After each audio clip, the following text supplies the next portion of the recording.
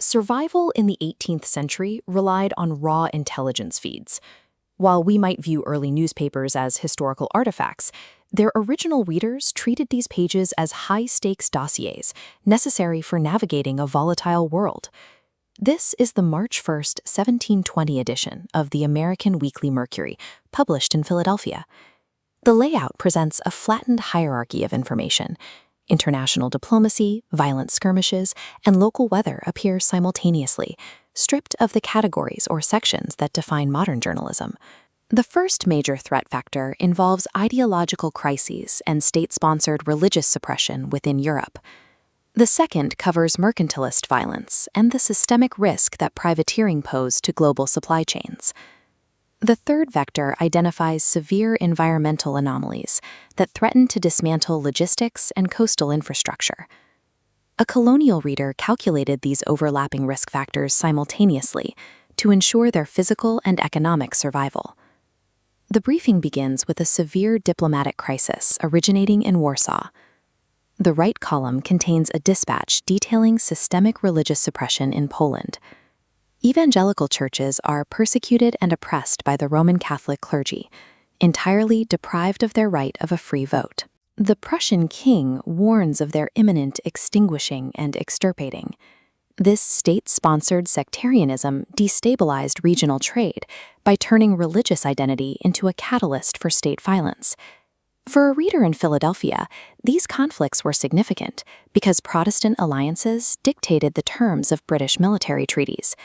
Colonial merchants monitored these sectarian skirmishes as early warning indicators for broader European wars that could eventually draft American resources. The briefing moves from grand diplomacy to domestic intelligence regarding the Prussian court in Berlin. The dispatch records the king and queen departing the city for seasonal field sports. However, the youngest princess was left behind, ill of a dysentery. The intelligence reveals an epidemiological crisis, noting this distemper was currently reigning throughout the town. Political power offered no immunity against the biological threats of the 18th century. Tracking royal health was critical.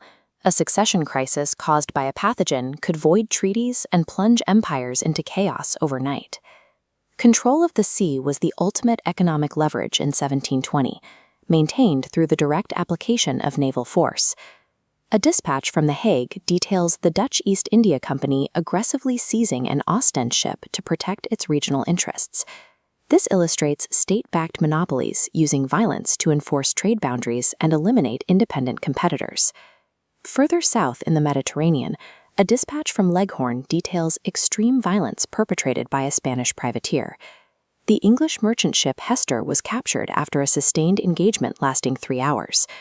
Of the 12 English crewmen on board, 3 were killed and 4 were wounded in the struggle. The report highlights a critical vulnerability.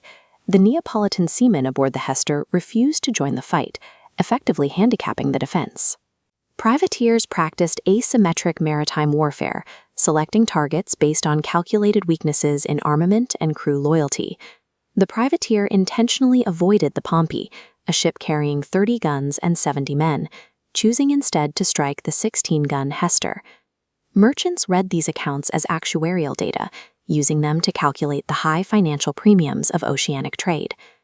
The geographic focus returns to the immediate vicinity of the colonial reader along the North American eastern seaboard. On page 22, a New England dispatch details a most violent storm of wind, causing considerable damage to the shipping at our wharfs. Mirrored across the Atlantic, Philadelphia reported vessels carrying fish were driven into Lisbon by distress of weather.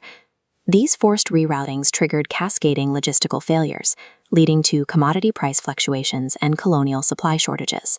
These environmental hazards occupied the same front-page real estate as reports of state-sponsored warfare and diplomatic collapse. Viewed holistically, the intelligence docket reveals a dense matrix of threats, where state sectarianism, pathogens, privateering, and climate anomalies are inextricably linked.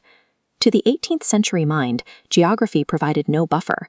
European edicts and Atlantic storms were variables in the same equation of survival. The colonial merchant class had to process this high-density information themselves, acting as their own primary analysts in a world with no specialized news bureaus. This integrated worldview contrasts with modern news consumption, which often compartmentalizes economic, environmental, and political data into separate spheres.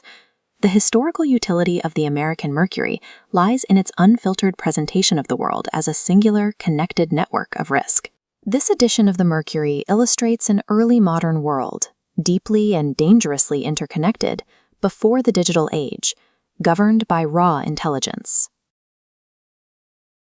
The Daily Dispatch, history in print. No modern gloss, no modern hint, just black and white.